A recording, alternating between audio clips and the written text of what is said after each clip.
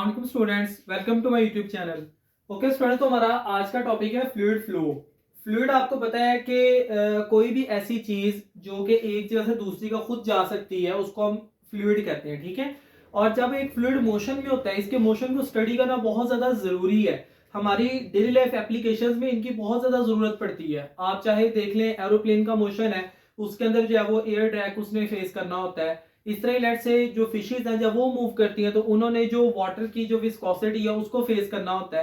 तो यहाँ पर नेक्स्ट हम बात करते हैं कि एक्चुअली फ्लूइड के मोशन को स्टडी करना बहुत ज्यादा जरूरी है।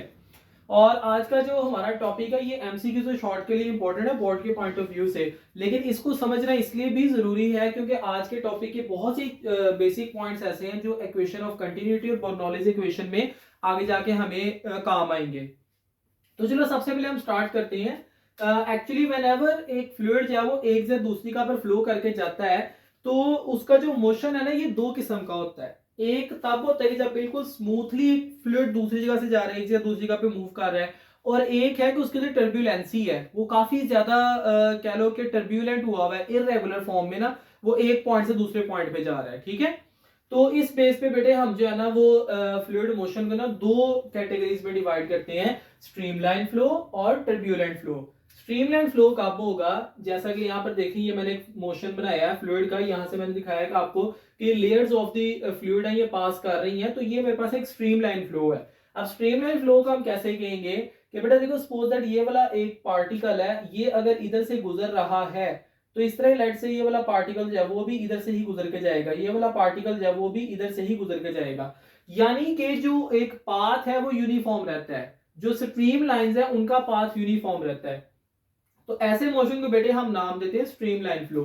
अब यहाँ पर इसकी डेफिनेशन में द स्ट्रीम लाइन फ्लो या मतलब the flow is said to be stream line, या इसको laminar flow, stream line flow, laminar flow, smooth flow, ये सारे एक ही चीजों के नाम है, ठीक है, सिनोनिम्स हैं एक दूसरे के। If every particle that passes a particular point moves exactly along the same path followed by the particle which passed at that point, कि हर पार्टिकल एग्जैक्टली सेम पाथ से गुजर कर जाएगा।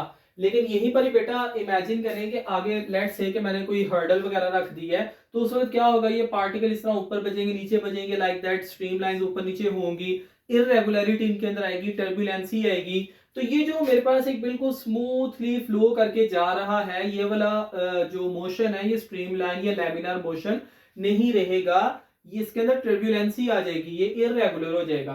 तो बेटा जो इररेगुलर और अनस्टेडी फ्लो होता है ना उसको हम टर्बुलेंट फ्लो कहते हैं, ठीक है। जैसे लेट से यहाँ पर देखेंगे पीछे से जो है ना वो एक फ्लूइड आ रहा था और आगे मैंने एक प्लेट रख दी है, जब वो प्लेट के साथ आगे टकरा रहे हैं तो टकराने के बाद उनकी स्ट्रीम लाइन जो है वो अपनी डायरेक्शन चेंज करी जा रही है, ठीक है। तो इस तरह के मोशन को बेटे हम टर्बुलेंट फ्लो कहते हैं। अब यहाँ पर बेटा चांदी की बातें डिस्कस कर लेते हैं। स्ट्रीमलाइन फ्लो के अंदर बेटा जो हमारे पास स्ट्रीम लाइंस है वो एक दूसरे को क्रॉस नहीं करती, हाँ एक दूसरे के क्लोज आ जाती हैं, एक दूसरे से दूर चली जाती हैं। यहाँ पर देखिए स्ट्रीम लाइंस का जो आपस में डिस्टेंस है वो ज्यादा है। अब चूंकि यहाँ पे क्रॉस सेक्शनल एरिया कम हो गया तो जो डिस्टेंस है वो उनका वक्त के साथ साथ कम हो गया, जैसे जैसे वो मतलब कि थिन एरिया से गुजर रहे हैं।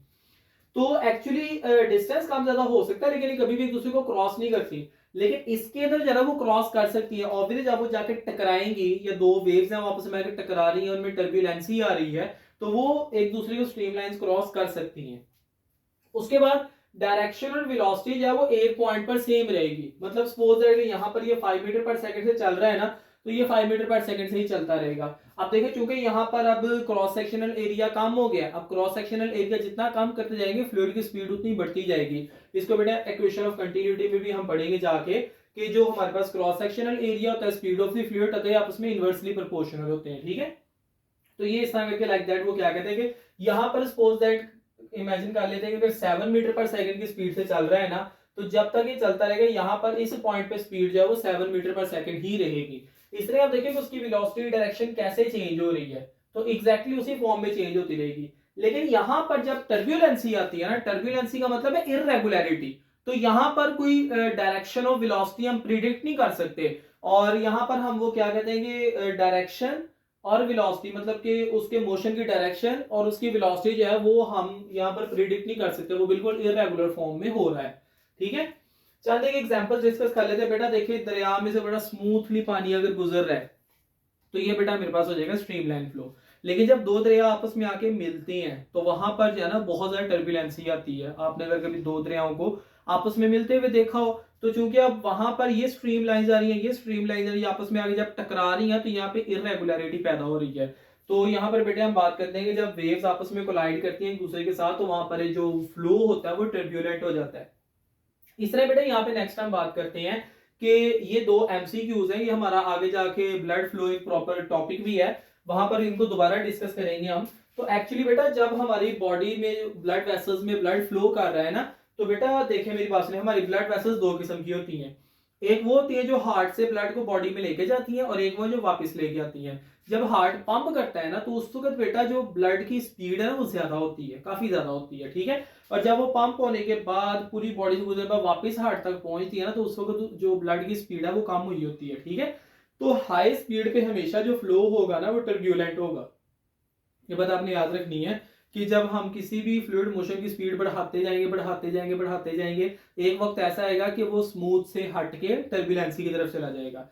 तो इसी वजह से बेटा जो आर्टरीज के अंदर ब्लड फ्लो कर रहा होता है ना ये एग्जांपल है टर्बुलेंट फ्लो की, ये याद रखना है आपने।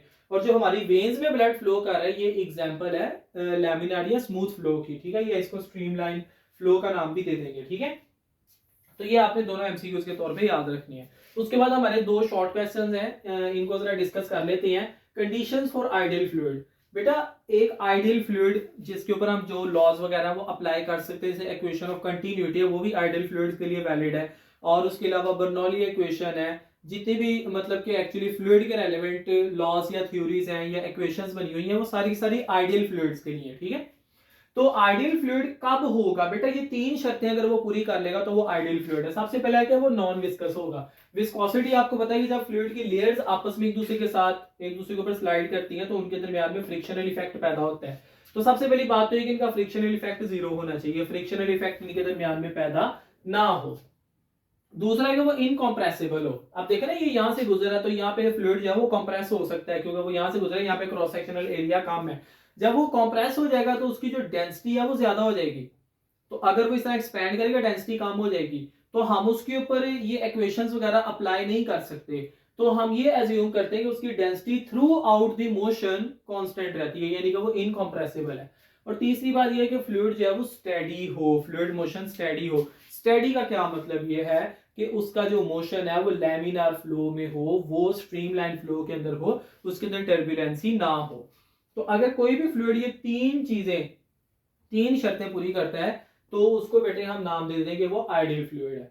उसके बाद बेटा देखें जब फ्लूइड एक जगह से फ्लो कर रहा है तो वो एक पॉइंट से जब फ्लो करके जा रहा है तो हम अगर उसका वॉल्यूम देखते हैं कि एक सेकंड में कितना वॉल्यूम उसका गुजर रहा है। जैसे लेट्स से कि एक पाइप में से पानी निकल रहा है तो मैं कहता हूँ कि एक सेकंड में 5 मीटर क्यूब ऑफ वाटर जो है ना वो उधर से निकल रहा है। तो एक्चुअली ये मैं आपको उसका फ्लो रेट बता रहा हूँ, ठीक है।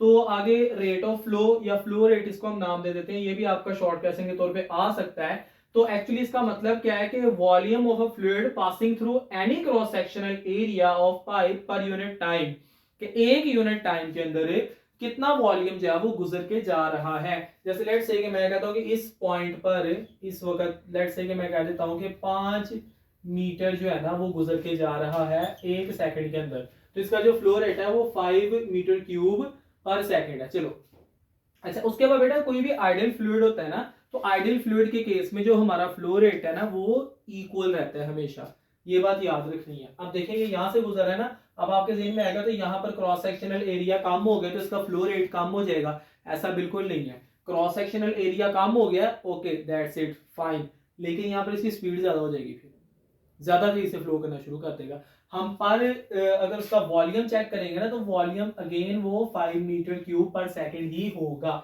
तो एक आइडियल फ्लूइड के लिए जो हमारे पास rate of flow of fluid होता है ना वो कांस्टेंट रहता है, वो थ्रू आउट कांस्टेंट रहता है, ठीक है। फॉर्मूला की बात कर लेते हैं बेटा, डेफिनेशन से हम फॉर्मूला निकाल देंगे कि volume of fluid divided by time taken, तो ये एक्चुअली फ्लो ऑफ रेट है। और यहाँ से आप देखेंगे वॉल्यूम जो है इसका हमारे पास ऐसे यूनिट मीटर क्यूब होता है और टाइम का सेकंड होता है, तो इसका जो हमारे पास ऐसे यूनिट बनेगा वो मीटर क्यूब पर सेकंड होगा। Okay beta, that's all from today's lecture. If you think that this video is informative for you, kindly like this video और comment लाजमी करें। एंड जितनी भी आपकी स्टूडेंट कम्युनिटी है तमाम के साथ इस वीडियो को शेयर करें and kindly do subscribe to my channel. Thank you.